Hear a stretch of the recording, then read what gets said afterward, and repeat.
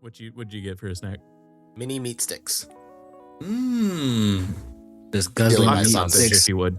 Pocket sausage, if you would.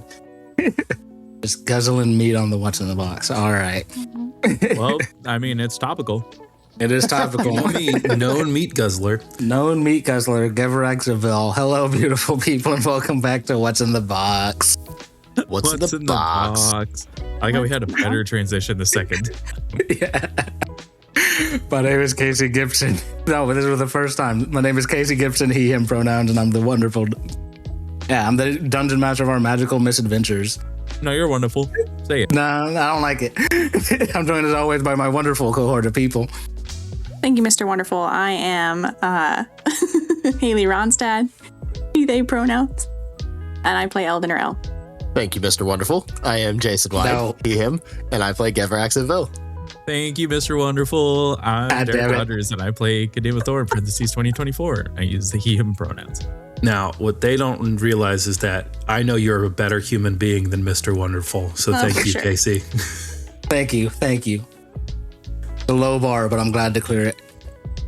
It's not hard to be better than him. And who was it that just said that about Casey? Oh, that was me. Amazing. You're an ass. Christian Snyder. And I play Aleksander Mishkamian on the wonderful podcast that we're all a part of. I love it here. Ooh, what an ep. I always love the first ep after we've taken a long recording break. And we're just the first 5 minutes of us being all right, how do we do this again before we hit that stride? What's the vibe? What's the There's vibe? a lot What are of we extra going in with? pauses. You can always Give tell me a in those vibe, episodes. Jarvis. And I edit those ones a lot, but I can always tell that was the first episode of the day. Yep. You could always tell. Not even the first episode of the day necessarily, always, but when it's been 2 months, right? It's the first episode after 2 months of not doing anything. Always fucking crazy, especially because I'm so bad about prepping between sessions. So I'm just I always have to get back into the mindset. Right then, I'm just oh wait, how do I DM again? Especially because I don't DM at our home games anymore, really. So I'm just oh right, I have to remember how to do this. Yeah, because we're coming up on 3 months of not playing. Yeah. Yeah, that shit is crazy. I gotta flex my DM muscles more. I'm so glad that Yeah, you get to flex it in 30 minutes. 30 minutes, flex it one more, and then I won't use it again for another 2 months. I hope it's not that long. No, it shouldn't be. We can't. It won't be. We can't do that. You know. But talk about this episode. What a fun one. How's everybody feeling? Wonderful. Much better. No, Wonderful.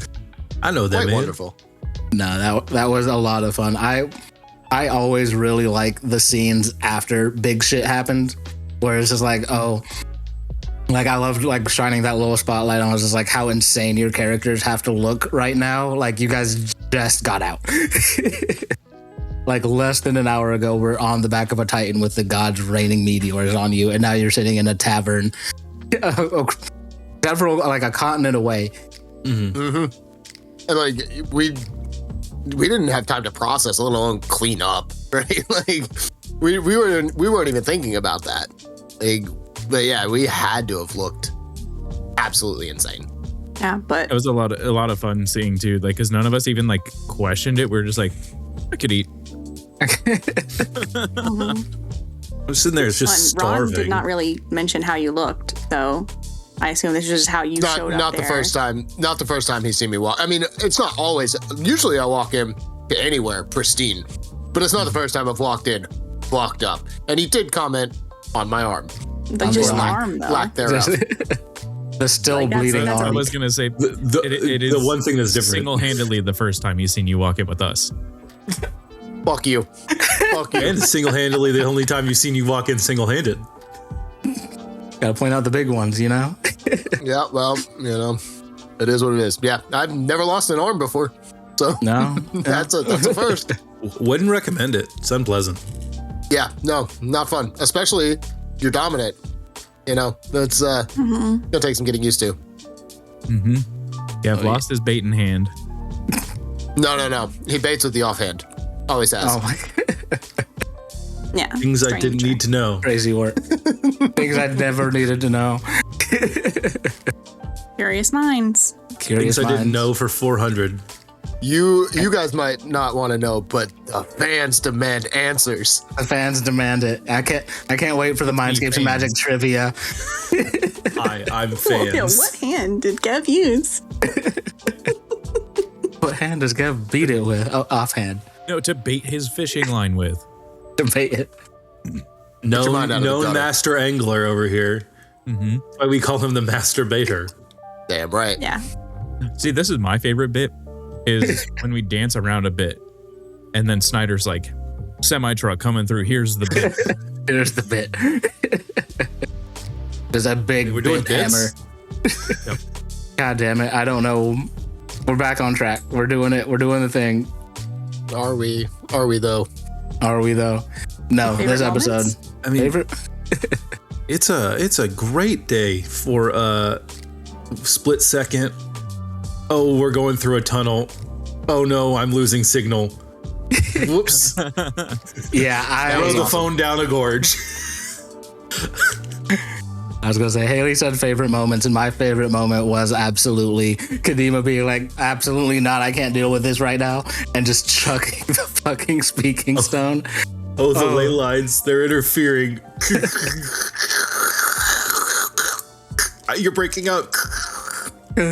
From the DM, because I just know this man is sitting there at his desk, just so red faced and just slamming his fists on the table. I can picture Yeah, I it mean, like 'cause I- perfectly. Not only did I, his son, disobey a lot of shit that he was telling me to do, but I, his subordinate, just outrightly like refused orders, like, and am withholding information from him. Yeah, like, oh, I can't wait for the repercussions of that to come up. Me too. That's kind of why I wanted to throw the phone. Now there's no turning back for Kadima now. No. I mean, No, you're fucking no, in it with us wholeheartedly. Look, we were I love. always going to go punch that man in the throat at some point. I mean, yeah. Whether or not it was through catharsis or him coming to fight us to try and bring his son back, those are two different things. And I think I've always known that that's kind of the end game with like the story that Casey and I have built up around this. Like from conception of this character, that has been a ticking time bomb of this. And I wanted there to be something that like was constantly pressing. Cause I mean, the first time we talked to my dad, I think was in like episode 20 something. Yeah. So this is now like almost 40 episodes of like, he's been there the whole time. And No. Oh yeah. Oh yeah, that was the moment, because that was the moment he was going, like, just to peek behind the screen, he was going to straight up be like, no, you need to report back home immediately. Like, he's like, I need you here by end of the week. Like, you need to come face what you've done. So like, I love that, and I love that this arc Kadima's on, and like has been on, is kind of now like, because Kadima hasn't been like towing the line. He's been with like the party, like aligned with them this whole time, but still in the back of his head this whole time has had this like overarching like responsibility, and seeing Kadima finally like make that decision of being like, nope, way more important things are going on here than whatever my dad's going to tell me to do. and he's funny. always made the decision. Yeah, I was gonna So, say like, even back. Go ahead. Yeah. Good. I was just gonna say it's like he's towing the line with his dad, not with us. Like it's Yeah. never felt like he's towing it with us. I was gonna say it's funny that it comes back up with the fuck was her name? The dragon? The dragon. Yes. The dragon. Oh yeah. Nivas. Like Isadora talking about Nivas and everything, and I was like, yeah, she's been in my head since we talked, and it's been about this. She's the one who told me like, you're gonna have to make a decision one day, like, you know, yada yada yada. And it's so funny that happened like in this episode. Is Oh man, the editing. It's gonna be so good on this episode. It's gonna be fun. So good. It's gonna be so good on this episode. Just pulling the audio in of her telling you that. Oh, I can see it now. Damn, I am gonna have to start doing multi-episode like pullbacks for the. we are getting I to just the never remember length. what episode like things come in, because I always like when things do that. It's like, oh, here's this thing that was set up in this episode. If you ever need help remembering, I somehow have some kind of eidetic memory of what happened in each episode roughly. So if you ever question, I can at least get you within 3 episodes of it. Perfect. I do, recording session.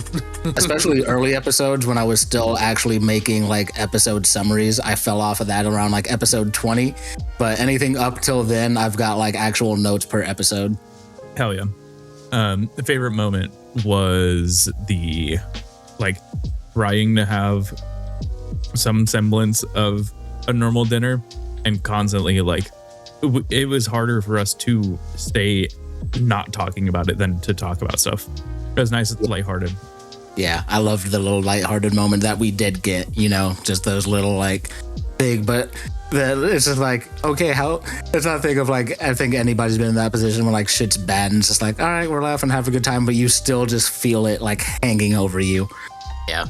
It's active, like you have to actively tell yourself not to do the thing, right? Like, because we all want to talk about it and we need to talk about it. We all know it, but you have to force yourself just to go through a normal fucking dinner once. At least one. Yeah. And you gotta get embarrassed by your mentor and an adoptive parent figure. Yeah, I think that interaction was probably my favorite moment. There were a lot of good ones, but that one was fun. Isadora asking Eldon, so how annoying has he been? Yeah, it was great. These little one-offs this episode. Yeah, just little. I just feel it feels so good. Like and this is coming from me who hates playing the NPCs that I introduce, but it does feel very nice to finally have Isadora meet the fucking party. Like, we're on episode 57, and this is the first time Isadora's actually met. Like, she's been in the podcast because she had that during Misha's thing, but this is the first time anybody in the party has met Isadora, and it's only 2 people from the remaining OG party left. But Isadora's fully clued in on what's happened. Yeah.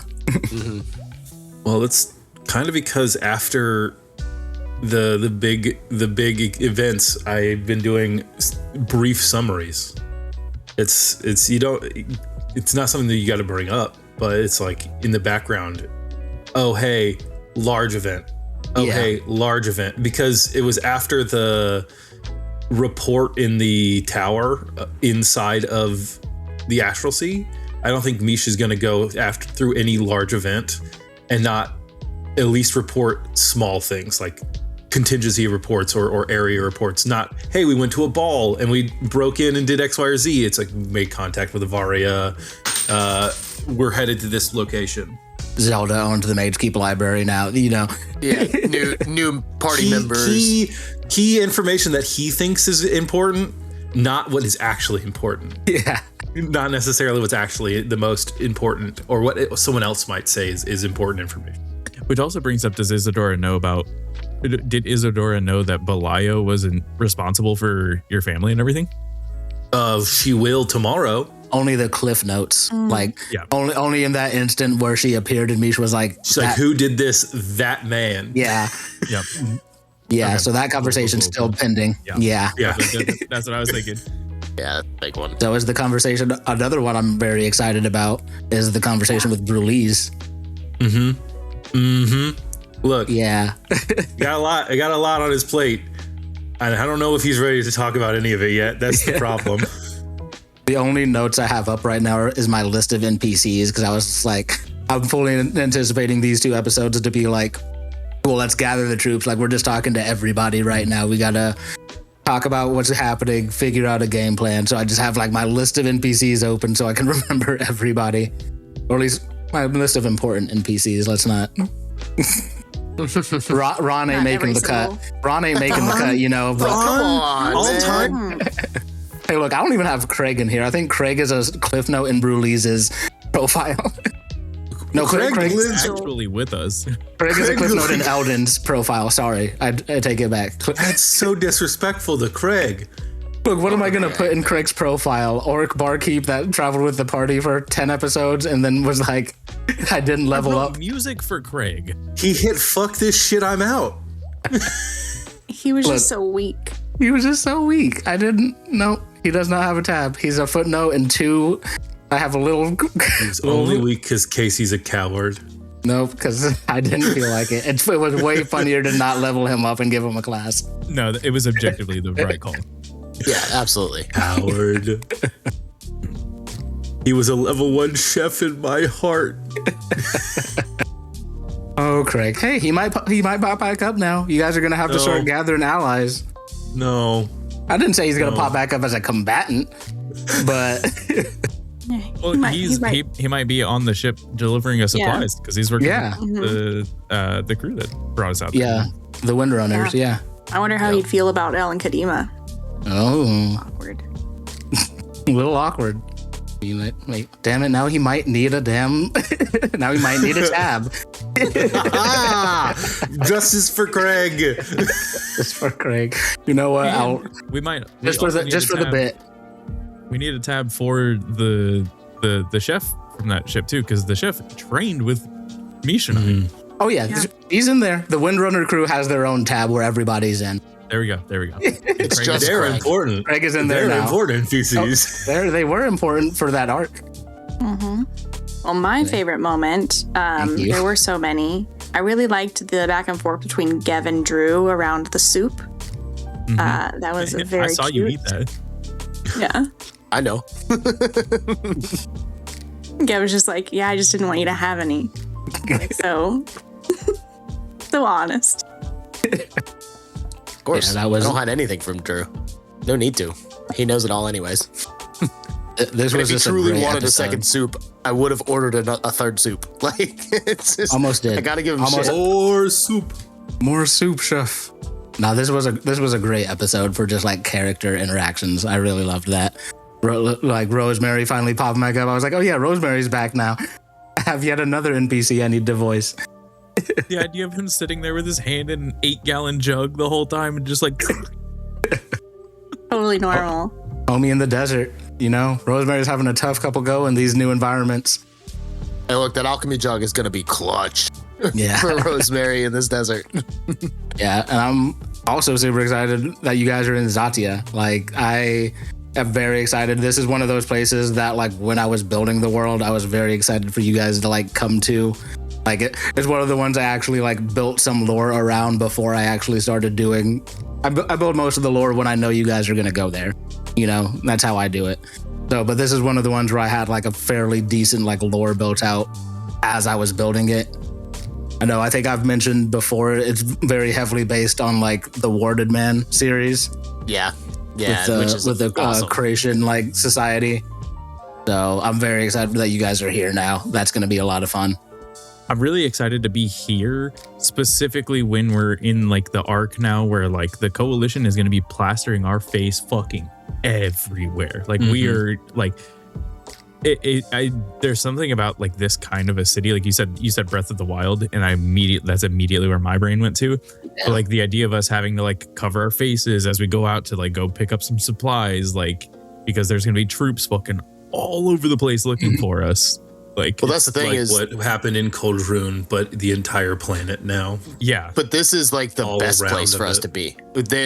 They are anti-coalition, so we don't have to really worry about troops looking for us.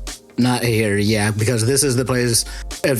Obviously, a lot's happened, but one of the things that's been happening in the background in the world is that Azari kicked out their assembly member and is now pretty much in like a cold war with the coalition currently. So that was part it's of why why- Isidore brought you here, yeah. And it's kind of why, correct me if I'm wrong, Casey, that this is like the quote unquote head of the Varia is here. Like the headquarters, the official headquarters. Yeah.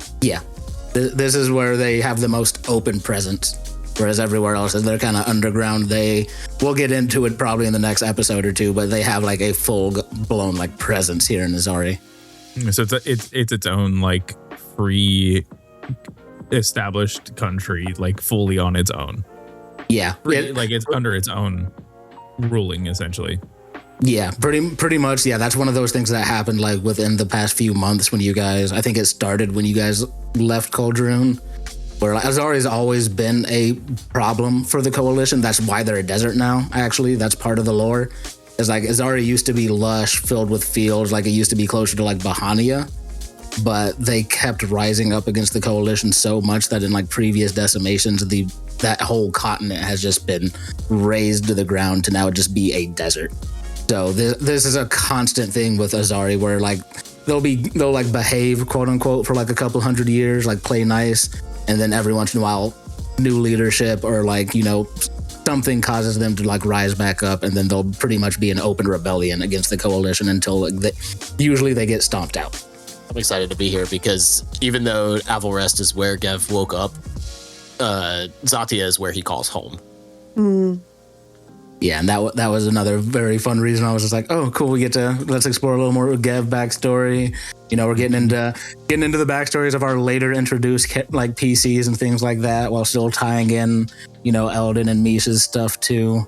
That'll be coming back around here soon. I got some plans. The world is about to shift dramatically, I think, in my head. About to? I'm pretty sure it's shifting. It's in motion. Things are in motion. Any theories? Yeah, theory corner. Well, a wise man once said, if it bleeds, we can kill it. And we know that they can bleed. So, odds are on the menu, boys. Also, correct me if I'm wrong. It was Tenebris that killed Tenebris's champion that killed the other. Stabbed him. Not confirmed dead, but yeah, stabbed Torvis's avatar in the previous episode. Gotcha. To our knowledge, they're dead. Yeah. Well, you guys saw him get stabbed. You guys like as you were fleeing kind of saw the like wound starting to heal. So you know he's like injured. So I don't want you guys as like characters to necessarily think really like have that misconception. You saw him get gravely injured though, for sure. That I can confirm. And in the vision, we can pretty much assume that it was Tenebris that had stabbed Echelon. Yeah, during the ritual. What it appears to be. I'm very excited. Yeah, we're about to there's a lot of shit to talk about in character, and I'm very excited to see where your characters go with it. My running theory with the last scene that Tenebris and Gev had is that Tenebris wants Gev to be his new champion. Oh yeah, 1,000%. And I think that I agree with that theory because I don't know for sure, and I think that now that Gev knows that Tenebris is one of the 10, but was not originally one of the 10, like I think he feels a lot more comfortable with Tenebris's influence, and I think that relationship is going to blossom pretty like heavily. Gev picked the right one. Yeah, but you know what Gev doesn't know is he didn't really have a choice. He knows he made a deal, and that's it, right? So it's really fun. I'm excited to really start diving in. Oh yeah. Any other theories, thoughts, concerns? Just excited to learn more and see more of this wonderful sandy place. I am concerned. You are concerned? It's a general concern. Yeah. Moderate, mild concern. Well, everything's fine. The gods fixed it. I am concerned about Cassandra's influence on Eldon. Ooh. How so? She is not a good person. Wow. I think that's subjective. It is. It's my concern. My opinion. What is it? What makes you think? Gev doesn't know. Gev met her for 5 minutes. I'm curious. What is Jason's concern? What does Jason think? Yeah. That wasn't what I was going for, so I'm curious. I like it. No, she's very flippant with, and it's funny too because Gev is very much like, hey, look, we have to focus on these things one at a time. We have to focus on the little things, that we can do. But she's just like, no, fuck the end of the world. Go get your man. It's just I don't know. It's something about it. I'm like, it rubs me the wrong way. Fair. I like that. I know. Imagine if Cassandra was actually against us, and this whole thing was setting up something, getting L close to something to then have it be a like something that really fucks Elle and us over. I think I don't think wouldn't that feel as wouldn't good. happen. Yeah. Only because of how little Cassandra's been in the situation, and the emphasis that we're putting on Cassandra is personalized. And if Casey was like, oh no, now we're gonna take that and that's gonna be a knife instead of being a fun confidant, it doesn't feel like the payoff. The juice doesn't feel worth the squeeze. Because Casey's definitely twisted, but we've given him before, and it's just like this doesn't. The pommel is a little too small. The handle's doesn't fit quite right in the hand. Like it could be a knife, but like why? No, and I don't necessarily think it's a knife, but I do like, and I don't think that she's a significant, like, enough character to actually, like, it's just fun, right? I'm like, oh, she is very different than my initial impression of her. Yeah, it was interesting because the way that I interpreted it was more like that she's just really familiar with how Elle gets in his head about things, and is just trying to be like, relax, like, just do the thing you want to do. You know, we'll figure it out. The world's ending in a much Yeah. shorter time than we thought. Like, Do your thing. Oh yeah. I like Nah, it. yeah. I hope the fans also have discourse. Cassandra now is problematic? Yeah. Question mark. Big red stamp over her face. No, I love that because that was the intention, was to have that, like, you know, that friend who's like, oh yeah, I know you're having a shit day, but hey, but that one thing pretty cool. Let's focus on that thing. Let's not focus on the thing that Cassandra's like, I definitely can't help you with that. I can help you with this though. Yeah, it's just funny because like it didn't feel like, oh, just focus on that. Like from an outside perspective, outside perspective at least, it was like, none of that matters in the most like flippant way possible. You know, it's just, that's what it kind of came across as, because it makes sense, right? Like I understand the intention and I'd see the intention. It's just the way that it to me came across was just I don't know. It just didn't sit right. I think the part of that is that Cassandra is probably a look into a majority of people that are on this world that are kind of like, this thing's happening and there's nothing we can do about it. Like, I'm sure a lot of people don't really think much about the decimation aside from like, oh damn, it is coming up this year, isn't it? Damn. Like, whereas we're she's been through it. Trying to. Yeah, she's been through it, and she joined the Varia. Like she's doing something. We don't really know what exactly she's doing. Yeah, that is true. She's lost somebody in it, and that's the other thing where I'm like, is she a bad person or is she just cracked?